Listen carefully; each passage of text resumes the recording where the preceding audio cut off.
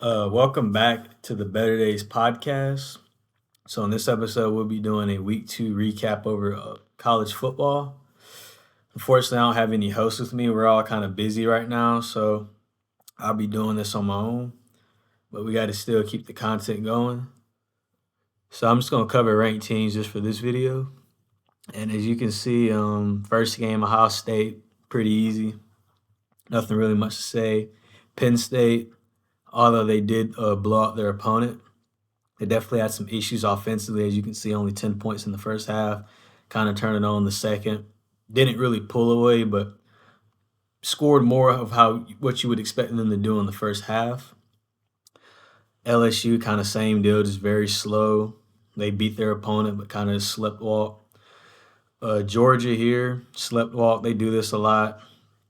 They had a rain delay that definitely messed them up a little bit, but at the same time, the rain delays can affect other teams.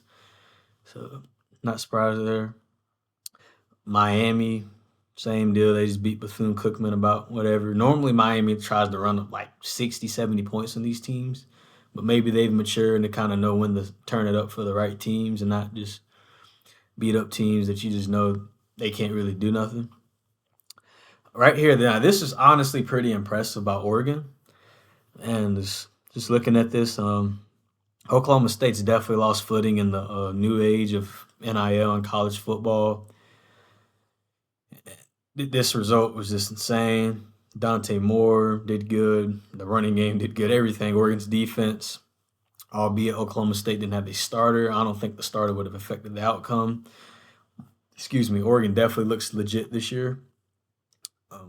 Here we have Texas. They beat San Jose State. Really, they kind of struggled a little bit in this game, but they were going to always win. Arch Manning, of course, he was going to look better because of the caliber of opponent he played, but he's definitely still shaky in some areas and not fully comfortable yet. So we'll just have to see how he progresses as the season goes along. Now here was really concerning, especially if you're a Clemson fan. Uh, this is bad. At one point, it was looking like Troy had this game. Clemson definitely kind of looks overhyped this year for sure.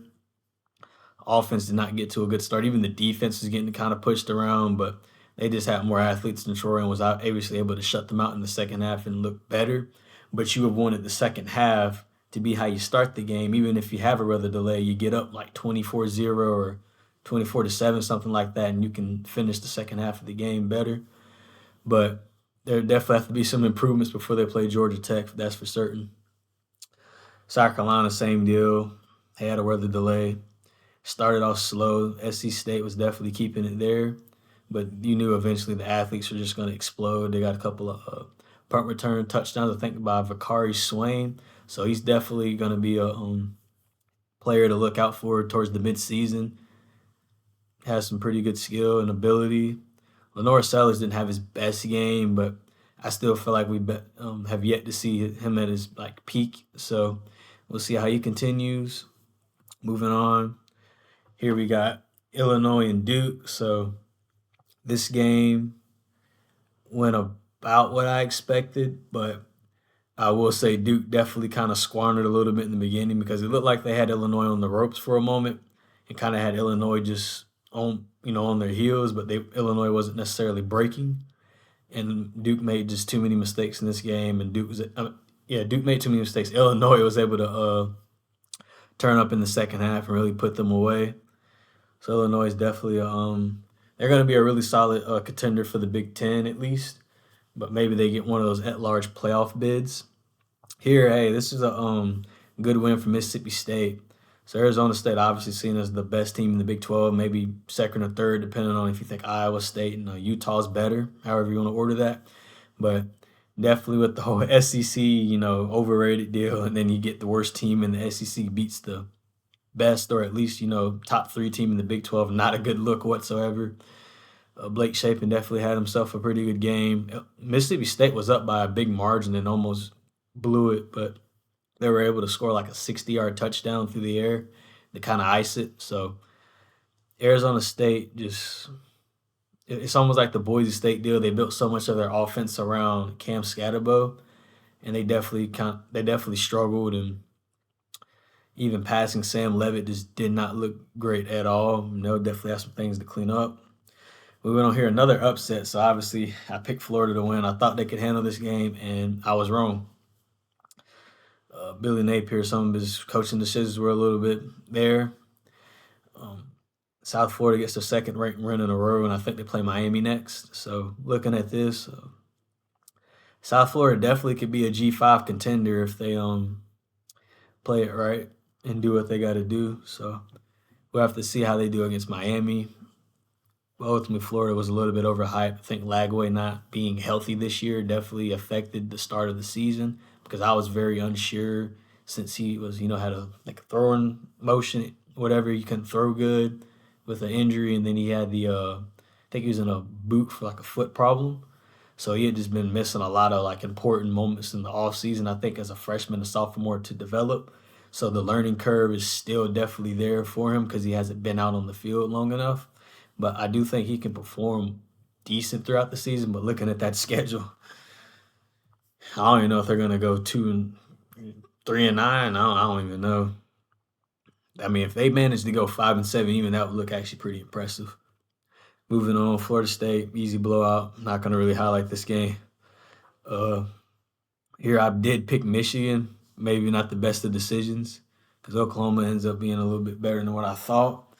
I didn't know how John Mateer would translate from Washington State, considering they played like a lot of G5 teams last year. He didn't get enough power opponents, but he looks to be transitioning just fine. And he definitely had himself a game. Michigan tried, but just not enough on the day. Oklahoma's solid team, and it definitely did look questionable seeing them ranked in the preseason, but they're at least proven that they are not overrated and they're going to do their thing.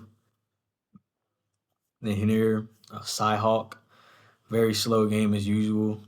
Bunch of field goals, two touchdowns combined from both teams.